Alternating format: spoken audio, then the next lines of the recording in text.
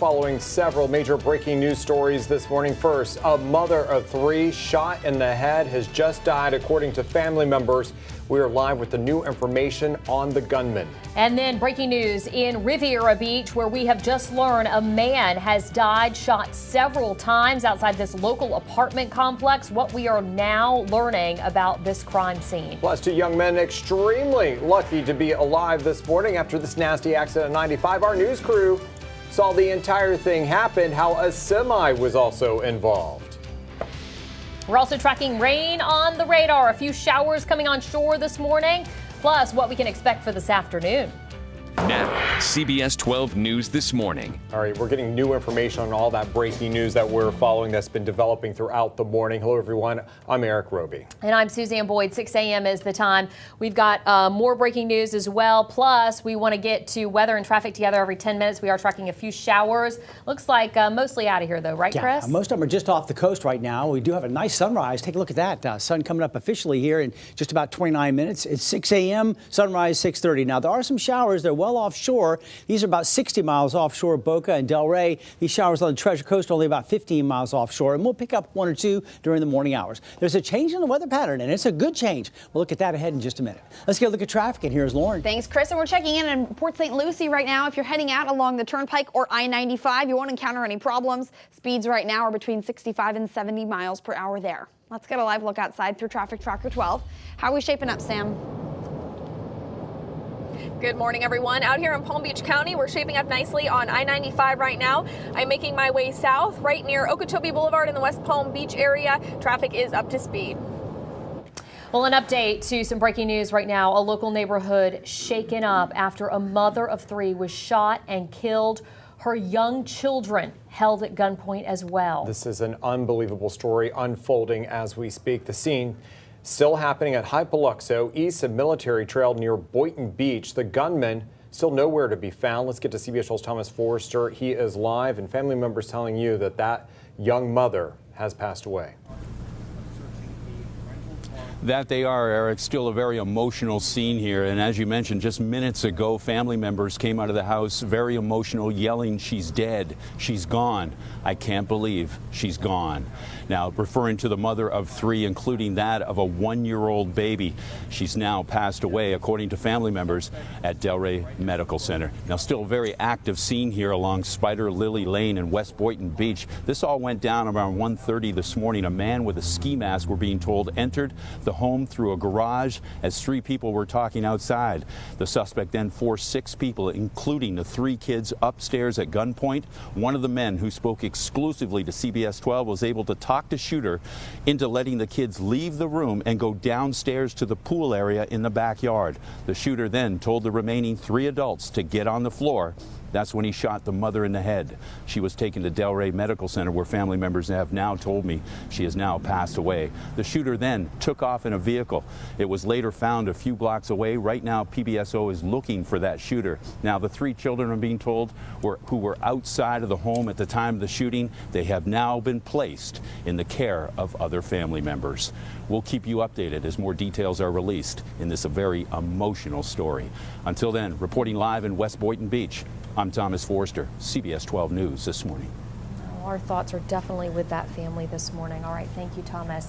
And CBS 12 giving you the tools to keep your family safe. You can track crime in your neighborhood by using our exclusive crime map. Just head to cbs12.com and look under the news tab. All right, following more breaking news right now, we have just learned that a man was shot several times at an apartment complex near Suncoast High School in Riviera Beach early this morning. Yeah, CBS 12's Kristen Chapman. She's been live on the scene all morning long in Blue Heron, off Blue Heron Boulevard. She just spoke with authorities. Kristen, what have you learned? Well, I just learned that shots rang out around 2:45 this morning. At that time, a 43-year-old male was shot dead here in the parking lot. Right now, he's been taken to the coroner's office. This is where police have been investigating all morning long. We know the gunman still on the loose this morning. Police say they have several leads, but again, that gunman still on the loose right now. There's no danger to the community. They say this was an isolated incident. We're going to stay here on scene and see if anyone saw anything, and we'll keep you updated just as soon as we get that information. Reporting live in Riviera Beach, Kristen Chapman, CBS 12 News. And we're following some more breaking news that happened this morning. Two young men unbelievably managed to walk away from this crash. Yeah, it involved an 18-wheeler. And here's the deal. CBS 12's Kara Duffy, she witnessed the entire accident as it was happening. In fact, had to call 911. She joins us live near PGA Boulevard and 95 with the dramatic details. Kara.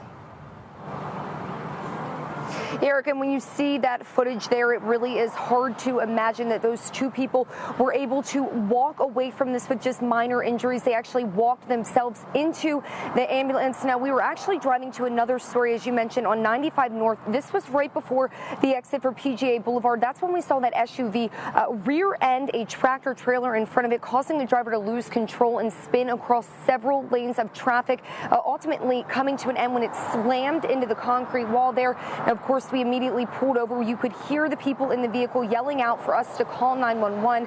Within minutes, people were at the scene helping those two guys. They were a little bit confused and out of it, but for the most part, they were alert and seemed to be just suffering from some minor injuries. Again, they were taken off to the hospital.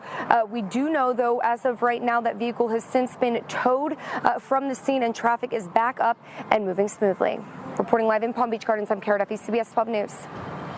Well, breaking overnight, the third highest ranking Vatican official now charged with multiple counts of sex assault in Australia. Some new information now just coming in on this. Breaking news anchor Chantel Middleton following these developments from the Vatican. Hey, listen, we just learned that Cardinal George Pell will return to Australia to fight these charges. He made that clear at a news conference that happened early this morning while many of you were still sleeping. I want you to listen in. These matters have been under investigation now for 2 years. There have been leaks to the media. There's been relentless character assassination. A relentless character assassination. Okay, and here's the thing. Last year, Cardinal Pell acknowledged that he made enormous mistakes in allowing thousands of children to be raped and molested, choosing to believe the priest over those children. Recently, though, two men now in their 40s, they said the Cardinal actually touched them inappropriately at a swimming pool in the late 70s. Cardinal Pell's court date now set for July 18th. He again says he is ready for that day in court. Eric? 6:07 is the time, and CBS 12 Investigates discovers what you're walking on may be putting you and your family at risk. A dock that collapsed in Boca Raton on Tuesday sent 13 people plunging into the Intracoastal, and it was not subject to regular safety inspections, and it is not the only one. Palm Beach County documents state that at least 8 docks or dune crossovers at beaches are also in need of repair. There are currently no requirements in Florida to inspect a dock after it's initially built. According to county and city inspectors, in some cases, only an initial construction permit is required. You can head to our website, cbs12.com, for more on this CBS 12 Investigates report. Hailed as heroes, 2 Vero Beach police officers reflect on their quick-thinking rescue after a man jumped off of the bridge in Vero Beach. It was that split-second decision that police officers train for, but in this case, it was life-saving. I thought he was, over and, going down to the water, but Officer Chimeni yelled, I got him. So that's when I ran to the edge, and you see me jump up on the railing, and I, hoist him up underneath his arms. Now, both officers responded to the 17th Street Bridge last Friday in Vero Beach. They saved that man who basically jumped from the top of the 65-foot bridge. They grabbed him just in time.